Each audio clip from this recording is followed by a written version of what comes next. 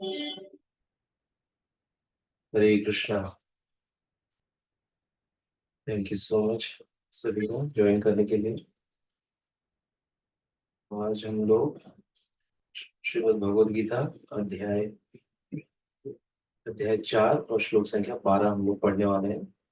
तो हम लोग थोड़ा प्रेयर्स करते छोटा और फिर हम लोग स्टार्ट करेंगे। ओम अज्ञान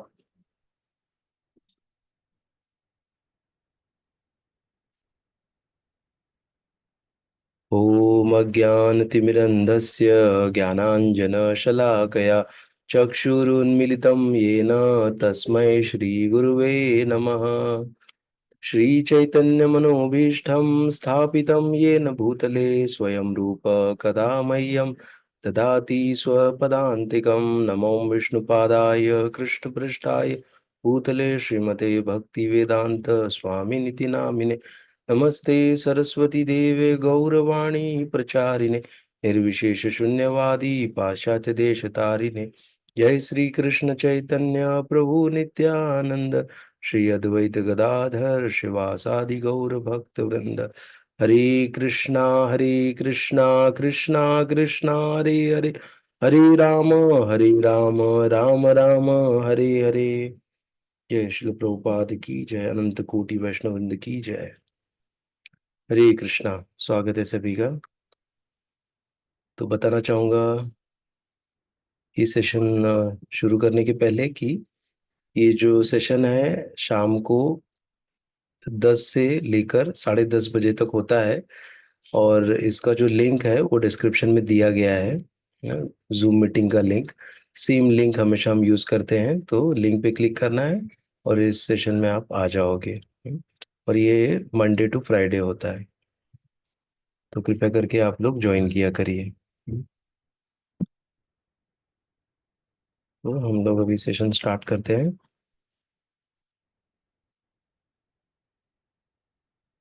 तो हमने जो कल श्लोका देखा था, बहुत इंपॉर्टेंट श्लोका था कल का। ये यथा माम प्रपद्यन्ते ताम तथैव भजाम्यहम्। मम वर्ता मम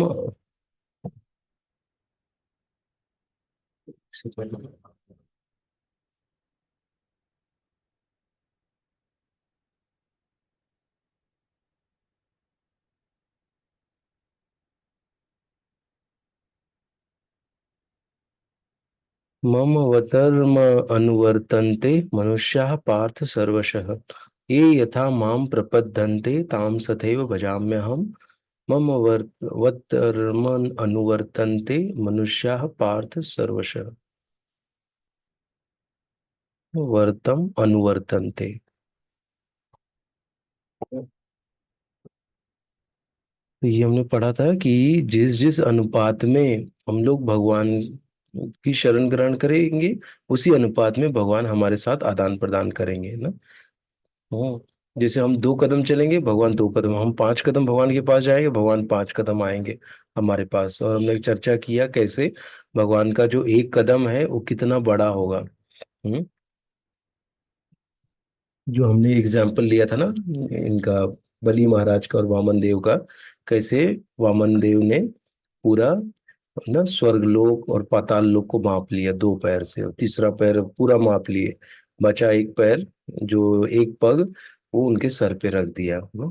तो सोच सकते हैं हम लोग भगवान का एक पग कितना बड़ा है। ऐसा तो ये है भगवान का, तो इसीलिए हमको ना जितना हम ज्यादा करेंगे भगवान उतना ज्यादा हमारे साथ आदान प्रदान करेंगे ना, जितना ज्यादा हम भक्ति करेंगे। ठीक है, तो ये हमने पढ़ा था कल के सेशन में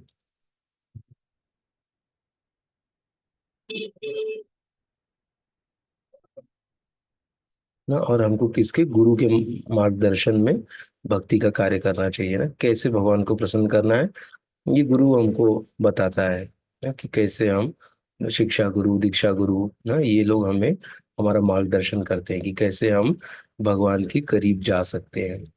क्या विधि है ना, विधि एकदम सिंपल है। ऐसा कोई हिडन नहीं है कि कोई छुपा के रखा है ना। विधि है कि भगवान के नामों का जप करना और श्रीमद् भगवद गीता को हमेशा बारंबार पढ़ना, रोज 1-2 श्लोक रोज पढ़ना। और जो इसमें बताया गया है उसका अपने जीवन में उतारना उसको, ना वो महत्वपूर्ण है। खाली पढ़ ही रहे लेकिन उतार ही नहीं रहे जीवन में तो काम नहीं बनेगा, उसको जीवन में उतारना है। हम्म, ऐसे है। तो हम लोग अभी आगे चलते हैं। आज का श्लोक है 12वां श्लोक। कांक्षन्तः कर्मणां सिद्धिं यजन्त इह देवताः क्षिप्रं हि मानुषे लोके सिद्धिर्भवति कर्मजा। कांक्षं कांक्षन्तः कर्मणां सिद्धिं यजन्त इह देवताः क्षिप्रं हि मानुषे लोके सिद्धिर्भवति कर्मजा। कांक्षन्तः कर्मणां सिद्धिं यजन्त इह देवताः क्षिप्रं हि मानुषे लोके सिद्धिर्भवति कर्मजा। हम्म, तो ये श्लोक है, कोई रिसाइट करना चाहेगा? हरे कृष्ण प्रभु जी, मैं करती हूँ रिसाइट। यस माता जी, करिए प्लीज। कांक्षन्त कर्मणां सिद्धिं यजन्त इह देवता क्षिप्रं हि मानुषे लोके सिद्धिर्भवति कर्मजा। बहुत अच्छा माता जी, बहुत सुंदर, बहुत बहुत धन्यवाद। और कोई करना चाहेगा रिसाइट? नहीं कर हाँ करिए माता जी। नहीं कर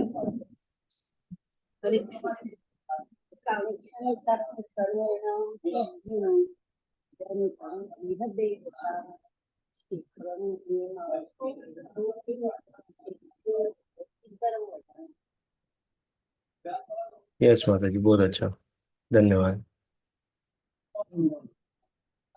ठीक है, तो हम लोग आगे बढ़ते हैं। और कोई करना चाहता है? सर मैं करूं? जी जी करिए, पढ़िए। कांक्षन्त कर्मणा सिद्धिं यजन्त इह देवता क्षिप्रं हि मानुषे लोके सिद्धि भवति कर्मजा। बहुत अच्छा।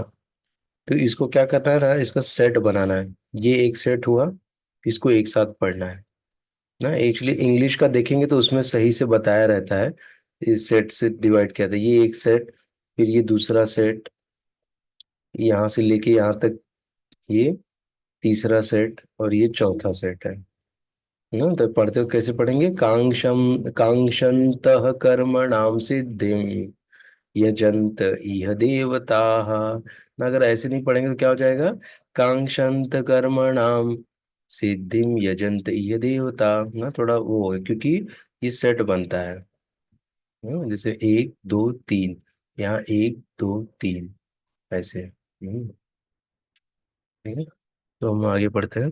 कांक्ष, इसका वर्ड टू वर्ड मीनिंग देखते हैं। कांक्षन्तः, चाहते हुए, कर्मणाम, सकाम कर्मों की, सिद्धिम, सिद्धि, यजन्ते, यज्ञों द्वारा पूजा करते हैं, इह, इस भौतिक जगत में, देवता, देवतागण, क्षिप्रम, तुरंत ही निश्चय ही, मानुषे, मानव समाज में, लोके, इस संसार में, सिद्धि, सिद्धि, सफलता, भवती, होती है, कर्मजा, सकाम कर्म से। इस संसार में मनुष्य सकाम कर्मों में सिद्धि चाहते हैं, फलस्वरूप वे देवताओं की पूजा करते हैं। निसंदेह इस संसार में मनुष्यों को सकाम कर्म का फल शीघ्र प्राप्त होता है ना। हमने लैडर देखा था ना, योगा लैडर, जिसमें हमने देखा था कैसे नास्तिक, फिर सकाम कर्मी, हाँ, निष्काम कर्मी, फिर ज्ञान कर्मी ना, फिर ध्यान, फिर अष्टांग योगी, फिर ना भक्ति, भक्ति योगी, ज्ञान योगी, फिर भक्ति योगी आता है। तो ये क्या है? ये लैडर है ना, योगा लैडर है ये। हम्म, तो उसमें जो सकाम कर्मी है वो क्या है? वो जो जो नास्तिक है, हाँ, उनसे बेहतर है सकाम कर्मी। करेक्ट। तो यहाँ पर सकाम कर्मी क्या करता है? कुछ पाने की आकांक्षा से वो देवताओं की पूजा करता है कि मुझे धन मिल जाए, मुझे सुंदर पत्नी मिल जाए, सुंदर पति मिले ना, ऐसा कुछ ना कुछ उनका कुछ ना कुछ भौतिक इच्छाएं रहती, जिसको पूरा कर वो खुद से पूरा नहीं कर सकते, तो वो देवताओं के पास जाते हैं और उनसे प्रार्थना करते हैं कि हमारा ये चीज पूरा करो ना। तो उसी को क्या कहते हैं, सकाम कर्मी ना। उसके लिए वो बहुत सारे यज्ञ करते हैं ना, अपनी इच्छाओं की पूर्ति करने के लिए। और इच्छाएं कैसी होती हैं, वो भौतिक इच्छाएं होती हैं ना? आगे हम लोग चर्चा करेंगे इसमें और डिटेल में। तात्पर्य, इस जगत के इस जगत के देवताओं के विषय में भ्रांत धारणा है, और विद्वता का दंभ करने वाले अल्पज्ञ मनुष्य इन देवताओं को परमेश्वर के विभिन्न रूप मान बैठते हैं। वस्तुतः ये देवता ईश्वर के विभिन्न रूप नहीं होते, किंतु वे ईश्वर के विभिन्न अंश होते हैं ना। जिस प्रकार हम भी क्या है, भगवान के अंश हैं, वैसे ही देवता भी भगवान के अंश हैं। ईश्वर तो एक है, किंतु अंश अनेक हैं। वेदों का कथन है, नित्यो नित्यानाम, ईश्वर एक है, ईश्वर परमः कृष्ण ना। ये ब्रह्म संहिता में आता है ना, ईश्वर परमः कृष्ण अनादिर आदिर गोविंद। अनादिर आदिर गोविंद, अनादिर आदिर गोविंद। कैसे है, ईश्वरः परमः कृष्णः अनादिर आदिर गोविंद सर्व कारण कारणम। अनादिर आदिर गोविंद सर्व कारण कारणम, सब कारणों के कारण है भगवान ना। कौन, गोविंद ना, सीधा बता दिए हैं वो, गोविंद ना। ईश्वर परमः कृष्णः, कृष्ण भी बोल दिया उन्होंने ना, ब्रह्मा जी ने। कृष्ण अनादिर आदिर गोविंद सर्व कारण कारणम, सब कारणों के कारण है कौन, कृष्ण।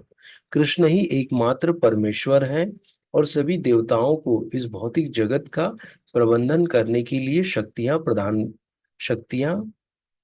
करते हैं या प्राप्त है। ये देवता जीवात्माएं हैं, नित्या नाम, जिन्हें विभिन्न मात्रा में भौतिक शक्ति प्राप्त है।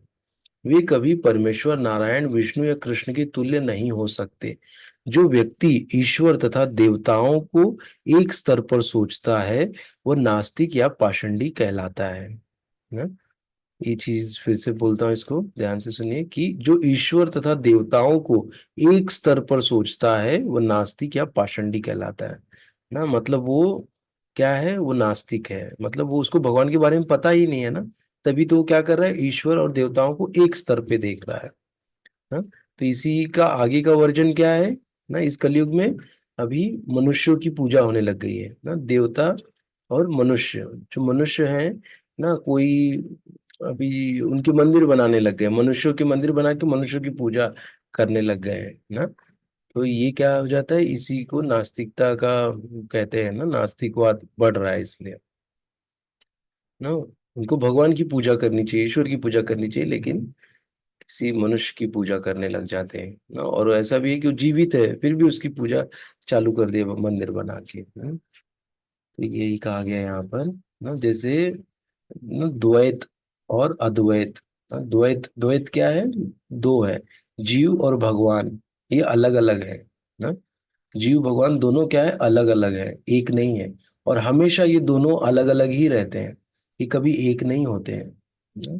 चाहे वो इस लोक में रहे, चाहे वो भगवान के धाम में जाए ना। जैसे ये शरीर छूटेगा, हम कहाँ जाएंगे, भगवान के धाम में। तभी भी हमारा जो स्वरूप है ना, और जो हमारा प्रेजेंस है, वो हमेशा भगवान से अलग होगा ना। कभी भगवान में ना मर्ज होगा, ना एक होगा। हमेशा भगवान और जीव ये अलग अलग होते हैं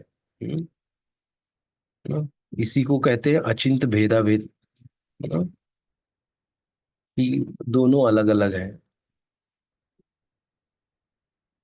ना। इसको द्वैतवाद कहते हैं ना, अचिंत भेदाभेद अलग आ जाता है, इसको द्वैतवाद कहते हैं। हाँ, तो उसके हिसाब से समझिएगा। इसको और आगे भी आएगा, तब चर्चा करेंगे हम लोग। यहाँ तक कि ब्रह्मा तथा शिव जी जैसे बड़े बड़े देवता परमेश्वर की समता नहीं कर सकते। वास्तव में ब्रह्मा तथा शिव जैसे देवताओं द्वारा भगवान की पूजा की जाती है। शिव विरिंच अनुतम।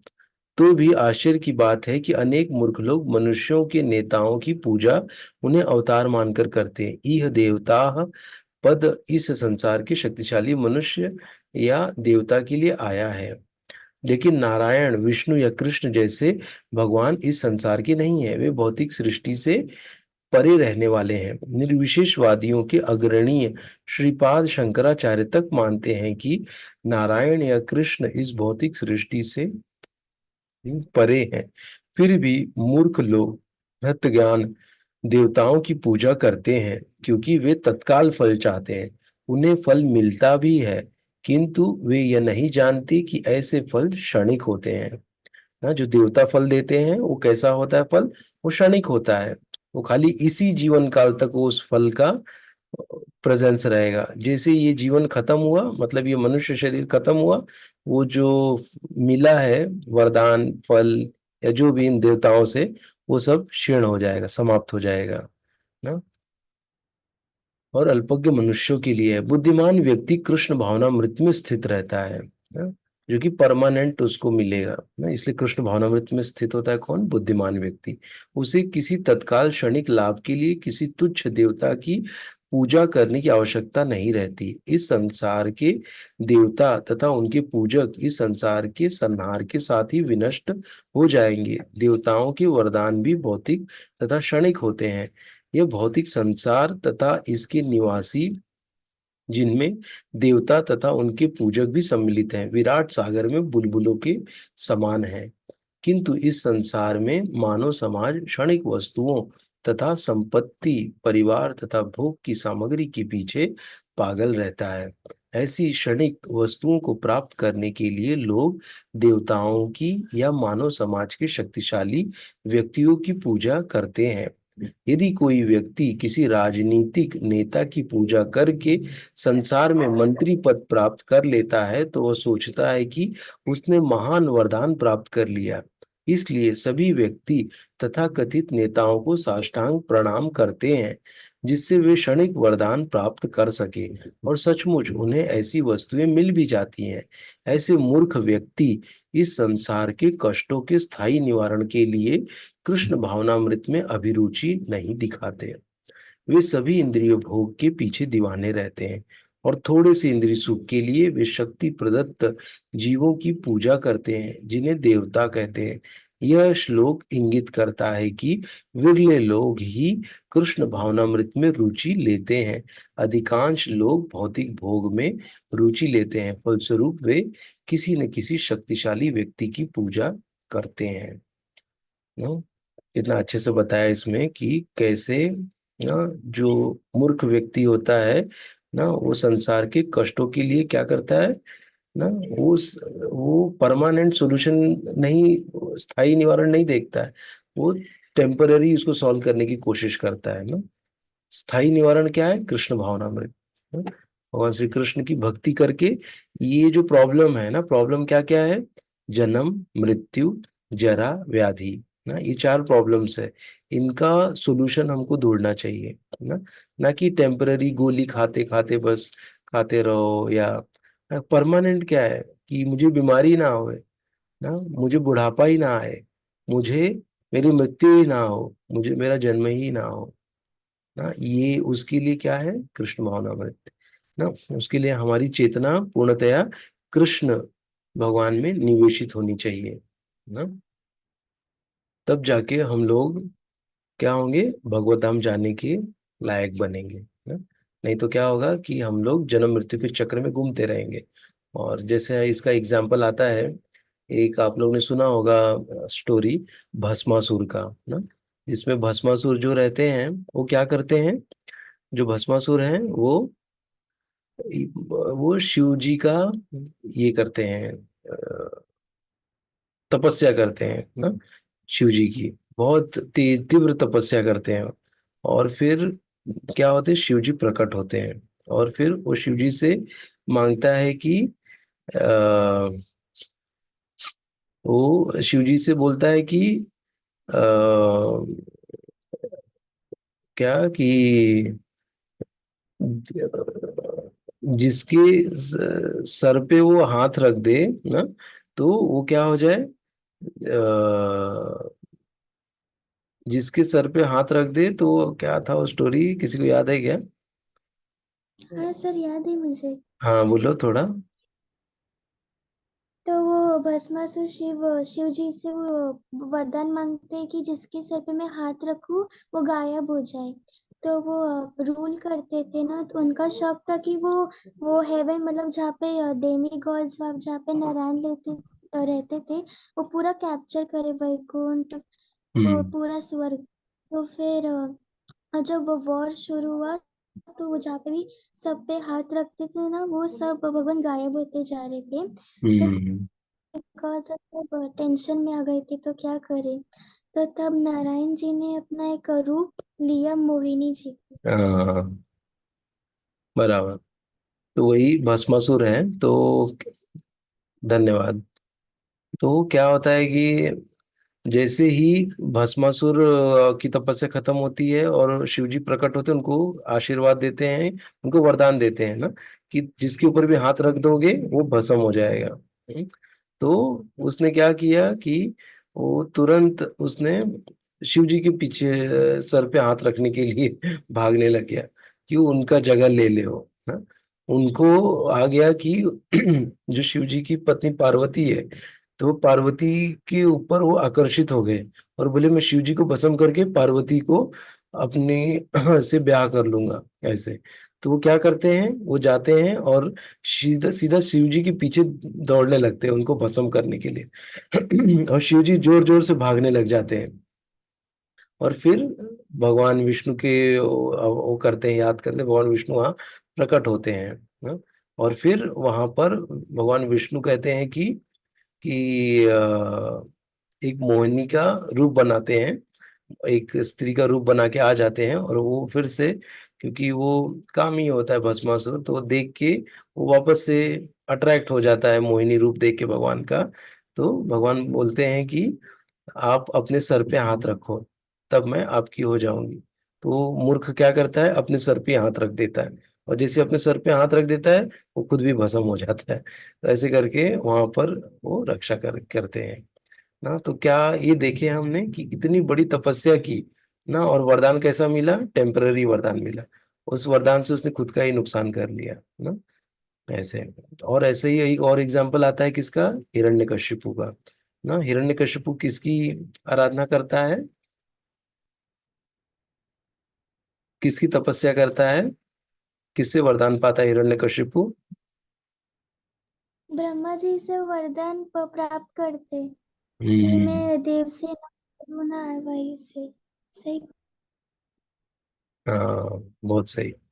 तो वो ब्रह्मा जी से क्या करते हैं, वरदान प्राप्त करते हैं कि मैं ना जमीन पे मरूं, ना आसमान में मरूं, ना मुझे कोई मनुष्य मारे ना, ना कोई जानवर मारे ना। ऐसे करके वो ना बाहर मरूं ना अंदर मरूं ना, ना मैं 12 महीने में मरूं 12 महीना मतलब ना पूरा जो अपना 12 मंथ्स रहता है उसमें भी ना मरूं। ऐसे करके वो पूर्ण पूरा अच्छा कैलकुलेशन करके वो लेता है भगवान से। पहले तो बोलता है कि मुझे ऐसा वरदान दो कि मैं मरूं ना। तो ब्रह्मा जी उसको क्या करते हैं कि बोलते हैं नहीं बाबा, मेरे बस का नहीं है ऐसा वरदान देना ना, जो भी इस भौतिक जगत में आया है वो मरेगा ही। तो वो सोचता है कि अभी इतना मैंने तपस्या किया है, तो दिमाग चलाता है, क्योंकि दिमाग वाला था। दिमाग चला के उसने ऐसी सब कंडीशन रखा ना अपने मैं, जिससे कि उसको लगा अब मैं मरूंगा ही नहीं। और फिर भगवान तो भगवान है ना, कैसे नरसिंह देव भगवान का अवतार लेकर आए और उसकी सारी जो कंडीशन थे सब फुलफिल करके उसको उसका वध किया भगवान ने ना। तो ये स्टोरी से हमको पता चलता है कि जो ब्रह्मा जी ने भी जो वरदान दिया, वो वरदान कैसा था, टेम्पररी था ना, वो अस्थाई था, स्थाई नहीं था। हम्म। तो ये चीज हमने देखा। तो इसीलिए जो देवता लोग हमको वरदान देंगे या जो कुछ भी हमको उनसे प्राप्त होगा, वो क्या होगा, वो अस्थाई होगा। हाँ वो टेम्पररी होगा, थोड़े इसी जीवन के लिए होगा वो, ना ऐसे। तो इसीलिए हमको क्या करना चाहिए, हमको भगवान की आराधना करनी चाहिए ना, भगवान श्री कृष्ण की आराधना करनी चाहिए, जिससे कि हमको वो क्या करें, जो भी वो देंगे वो हमारे लिए परमानेंट रहेगा। और परमानेंट हमारे लिए क्या रहेगा, आध्यात्मिक ज्ञान ना, ये जो आध्यात्मिक ज्ञान, क्योंकि उनके संग में जब हम आए हैं ना, भगवान के बारे में जानने का प्रयास कर रहे हैं, तो हमको क्या मिल रहा है? आध्यात्मिक ज्ञान मिल रहा है। और ये आध्यात्मिक ज्ञान क्या है?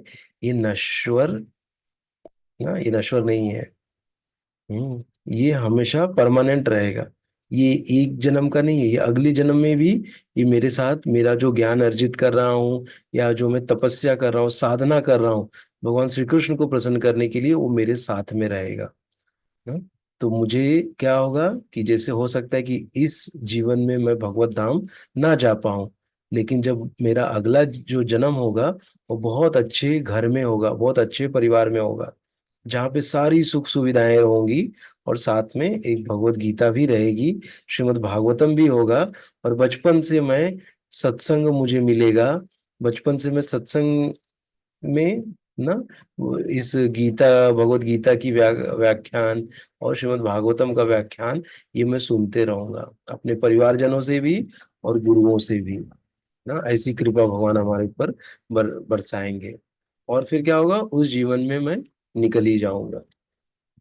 ऐसे तो हमारा क्या होता है, और मुझे जो इस जीवन में मैं अर्जित करूंगा, जो भी भगवान के प्रति भक्ति करके जो ज्ञान अर्जित करूंगा, वो ज्ञान मुझे अगले जीवन में मेरे साथ बना बनाया रहेगा ना। जैसे अगले जीवन में क्या होगा, मैं जब 6, 7, 8, 9, 10th में जाऊंगा, तब तक मुझे सब कुछ याद आ जाएगा जो मैंने पिछले जन्म में किया था, और मैं आगे का पढ़ना चालू करूंगा, आगे के लेवल में जाऊंगा। जैसे गेम खेलते हैं ना, गेम में पहला लेवल, दूसरा लेवल, तीसरा लेवल ना, चौथा लेवल, फिर 10वां लेवल, ऐसा रहता है ना।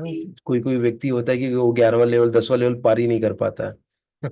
तो वैसे ही ये तो हम 10 लेवल तक कर लिए हैं।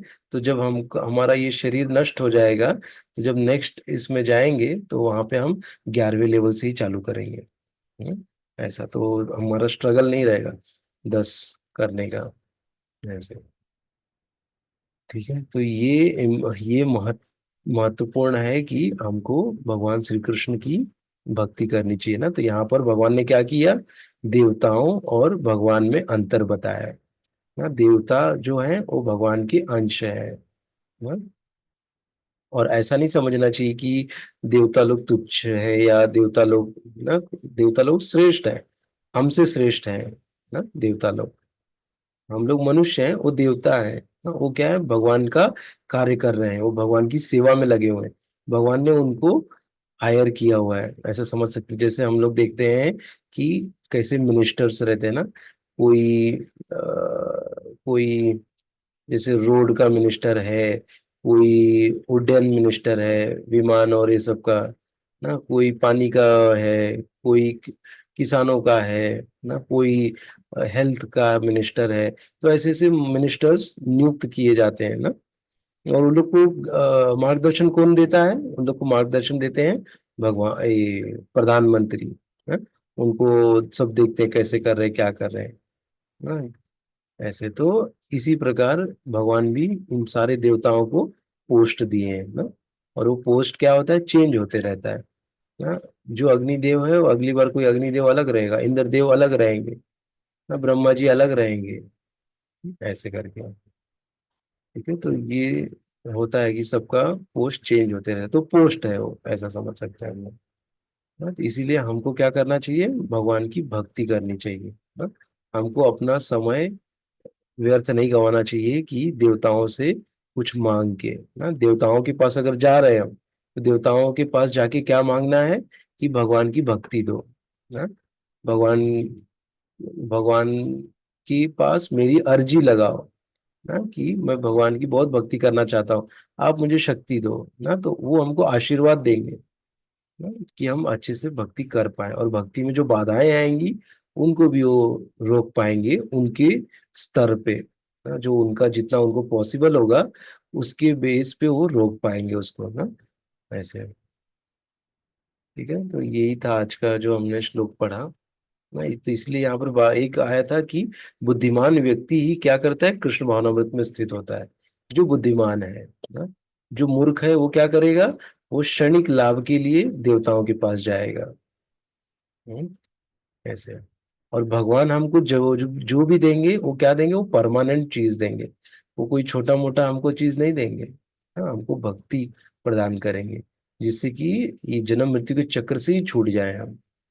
हाँ, जो हम लोग कल जैसे डिस्कस कर रहे थे ना, कि हमको इस जगत में, जैसे वो जो स्टोरी हमने कल एंड के टाइम में बताया था ना, कि मैं स्ट्रगल कर रहा हूँ। मैं किसके लिए स्ट्रगल कर रहा हूँ? क्या मैं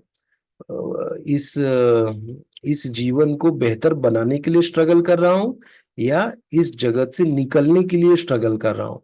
मेरा स्ट्रगल कैसा है ना? जैसे ही व्यक्ति सोचेगा तो उसका स्ट्रगल चुपचाप हो जाएगा और शांत हो जाएगा, कि अरे मैं किसके लिए स्ट्रगल कर रहा हूँ? क्या मैं इधर ही रहने के लिए स्ट्रगल कर रहा हूँ, या यहाँ से निकलने के लिए स्ट्रगल कर रहा हूँ ना? तो हमारा स्ट्रगल कैसा होना चाहिए? यहाँ से निकलने के लिए हमको स्ट्रगल करना है, ना कि इस जगत में रहने के लिए मैं क्या ऐशो आराम कैसे बनाऊं, कैसे दो एक कार है 2 कार कर दूं, एक घर है 4 घर कर दूं ना। मेरा जो एफर्ट है उसमें नहीं जाना चाहिए। मेरा एफर्ट किस में जाना चाहिए? मेरा एफर्ट जाना चाहिए कैसे मैं इस जगत से बाहर निकलूं ना, क्या मार्ग है, उस मार्ग पे चलूं ना। वो होना चाहिए हमारा। तो उस मार्ग पे चलने का उपाय है कृष्ण भावनामृत, भगवान की भक्ति करके हम ना इस जगत से बाहर निकल सकते हैं। हम्म, तो इसीलिए हमको ना देवताओं के पास नहीं जाना चाहिए। यदि ऐसा कुछ इच्छा है भी ना कुछ पाने की, तो भी हमको किसके पास जाना चाहिए? भगवान श्री कृष्ण के पास जाना चाहिए। भगवान से हमको मांगना चाहिए ना, विष्णु अवतारों के पास जाना चाहिए, उनसे हमको मांगना चाहिए ना। तो वो हमको जो रियली हमको जरूरत है वो जरूर उसको मुहैया कराएंगे। ठीक है, तो आज हम लोग यहीं तक पढ़ते हैं। किसी को कुछ ऐड करना है? किसी को कोई प्रश्न है?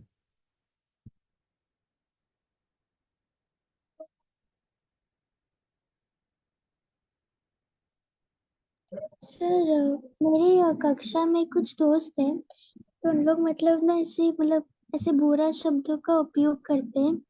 तो उन लोग मतलब जैसे मुझे भी बोलते रहते, पर मैं कुछ बोल नहीं पाती इतना। तो मतलब क्या बोल सकती हूँ उन लोग को? कुछ नहीं बोलना कि उन लोग आपको। हमेशा हाँ बोलिए। मतलब हमेशा उन लोग ऐसे चिल्लाते रहते हैं, हम्म, और पता नहीं बुरे शब्द का मतलब गालियाँ होता है ना, वैसे बोलते हैं। हम्म। मैं इतना यूज नहीं करती, मतलब मैं प्रेफर नहीं करती यूज करना, बट मतलब कुछ और रिस्पॉन्स दे सकते हैं क्या? हाँ, इग्नोर करना चाहिए हमको, क्योंकि कैसे कि हम रिएक्शन देंगे तो वो और बोलेंगे ना। तो हमको इग्नोर करना है। ऐसे, क्योंकि कैसे कि देखो सब बच्चे एक जैसे नहीं होते ना। हमको ऐसे भी बच्चे मिलेंगे ना, जैसे मैं भी स्कूल में पढ़ता था, तो मेरे भी जो दोस्त लोग थे वो भी गाली गलौज बहुत करते थे ना। तो क्या होता है कि हमको इन इस चीजों से अफेक्ट नहीं होना है, पहली बात ना। और दूसरी बात, हमको वो चीज सीख नहीं लेना है ना। पहले तो अफेक्ट नहीं होना है, और दूसरा है कि हमको भी वो सीखना नहीं है ना, हमको अच्छी चीजें सीखनी है ना। ऐसे, ठीक है। लेकिन आपको जरूरत पड़े तो आपको, कहते हैं ना कि आपको जरूरत पड़े तो फिर जवाब भी देना है। जैसे कहते हैं कि एक अजगर था ना, तो अजगर भगवान के पास गया और बोला कि मुझे अभी वो मतलब भगवान ने उसको कृपा दिया, और फिर वो पहले बहुत सबको खा भी जाता था, सबको बहुत परेशान करता था। बाद में वो धीरे धीरे बूढ़ा हो गया, शांत हो गया फिर, और वो एक जगह बैठा था। फिर भगवान ने बोला तू शांति से अभी बैठा रहे, ऐसे करके। तो वो चुपचाप बैठा था, और किसी को खाता पीता नहीं था। और फिर सब लोग आके उसको बहुत चोकते थे, मारते थे, उसको सब परेशान करते थे ना। तो वो फिर भी चुप रहता था। फिर वो भगवान के पास आया, बोला कि मुझे ऐसा ऐसा बहुत तकलीफ दे रहे हैं सब लोग, तो मैं क्या करूं? तो बोला मैं तुझे बोला था कि किसी को तकलीफ तू मत दे, लेकिन तुझे फुफकारने के लिए मना नहीं किया है। तुझे फुफकारना है, जोर से आवाज करना जिससे कि वो लोग डर जाए। तुझे लोग को खाना नहीं है, लेकिन तू अपना आवाज कर जोर से, जिससे कि वो डरे ना। तो हमको भी वो स्ट्रेटेजी अपनानी चाहिए ना, कि हमको ना, हमको किसी को तकलीफ नहीं देना है। लेकिन कोई हमको तकलीफ दे रहा है तो हमको जोर से उसको आवाज करना है ना, जिससे कि वो थोड़ा उसको भय आ जाए, ऐसे। हम्म। ना, और जरूरत पड़े तो गाली भी दे दो। ना, कोई ऐसा मना नहीं किया कि आप गाली नहीं दे सकती हो ना। कोई आपको लग रहा है कि बहुत ज्यादा हो रहा है तो आप भी दे सकते हो, जिससे कि वो लोग के अंदर भय हो कि आपको परेशान ना करे, ऐसे। क्योंकि कैसे है कि ये भौतिक जगत है ना, ये भौतिक जगत में हम न चाहते हुए भी बहुत कुछ भौतिक चीजें सीखेंगे, हमारा मन नहीं फिर भी हम सीखेंगे। नहीं, भौतिक जगत है, वो हमको सब चीज सिखाएगा। तो इसमें कोई हर्ज नहीं है सीखने के लिए ना। आप सीख सकते हो वो भी चीजें, लेकिन हमारा जो ध्यान, हमारा फोकस वो भगवत गीता और भगवान पे होना चाहिए ना? ऐसा है ना? थैंक यू ये- सर। हाँ, क्योंकि हमको हर चीज आनी चाहिए। ऐसा नहीं कि हमको गाली नहीं आनी चाहिए, जरूरत पड़े तो गाली भी देना है।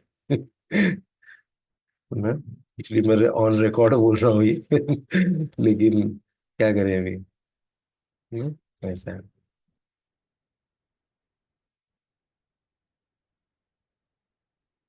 ठीक है, लेकिन ज्यादातर आप इग्नोर करिए ना, क्योंकि हम जब रिएक्शन देंगे तो सामने से आता है रिएक्शन। तो हमको रिएक्शन नहीं देना, इग्नोर करना है बस। कभी किसी को रिएक्शन नहीं देने का। Thank you. आपका अच्छा, आप स्टोरीज सब आपको बहुत सारी पता है। यही है कि आपने पिछले जन्म में बहुत कुछ सब सीख पढ़ के आई हो, इस जन्म में आपने फटाफट बहुत कुछ कवर कर लिया। नहीं तो जो स्टोरीज आपने दोनों बोली, वो दोनों आपकी उम्र के बच्चों को नहीं पता रहती वो स्टोरीज। तो बहुत अच्छा लगा, आप अच्छा कर रही हो। ठीक है। धन्यवाद सर। हरे कृष्णा। तो आज हम लोग यहीं तक करते हैं। ठीक है। धन्यवाद सभी का। जय श्री प्रभुपाद की जय। अनंत कोटि वैष्णव वृंद की जय। हरे कृष्णा। हरे कृष्ण। हरे कृष्ण। प्रणाम। दंडवत प्रणाम। दंडवत प्रणाम।